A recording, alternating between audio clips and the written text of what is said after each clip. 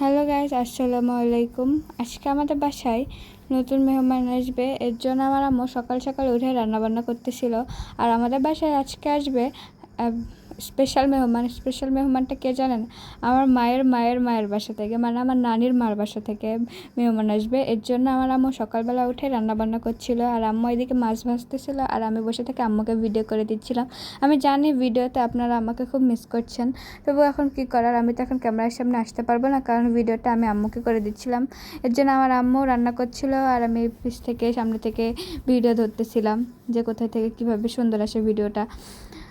আম্মু রান্না করছিল, আমি ভিডিও দেখে করছিলাম, আর পাশাপাশি আম্মু থেকে রান্নাও শিখছিলাম। যদি আমার আম্মুর রান্নার অনেক মজা, আপনারা আসবেন তাহলে আপনাদের রান্না করে খাওয়াবো, মানে আমার আম্মু রান্না করে আপনাদের খাওয়াবে আর কি।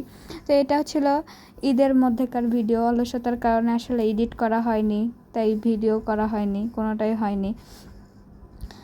তো এবার ঈদে আমি কোথাও ঘুরতে যাইনি, আর আমার মানুষের বাসায় দাওয়াত খেতে যাইতে খুবই ভালো লাগে। আপনারা প্লিজ আমাকে দাওয়াত দিবেন, ফকিরের মতো দাওয়াত চাচ্ছি, অবশ্যই দাওয়াত দিবেন। তো এবার ঈদে আমি কোথাও যাইনি, এর জন্য আমাদের বাসায় মেহমান আসছিল, তো তাদের জন্য রান্না করছিল। গরমের মধ্যে কোথাও বের হইতেও পারিনি, যাওয়াও হয়নি আর কি।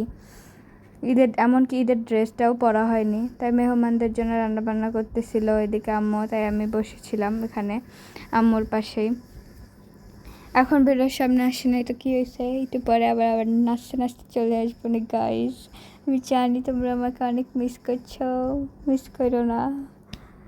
আপাতত আমার আম্মুর রান্নাটাই দেখো, তারপরে আমারে দেখো।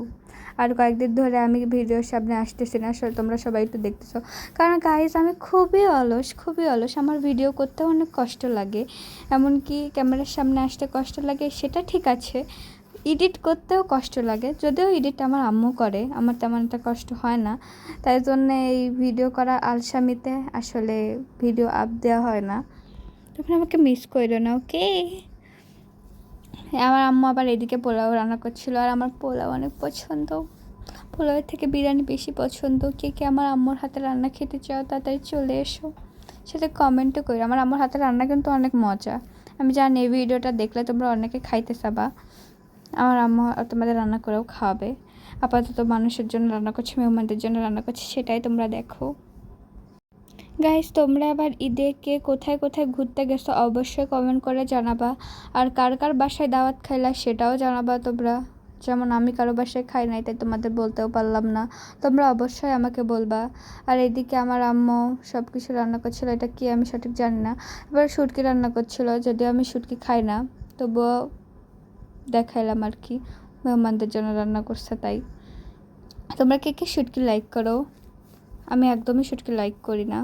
আর এদিকে সব মেহমানদের খাবার দিছিল খাইতে, এরকমটা আমি একটা ভিডিও নিচ্ছিলাম। আর এই যে এদিকে খালামণি ছিল, মামনিরা ছিল, আর আমি ওই যে উপরে বসেছিলাম।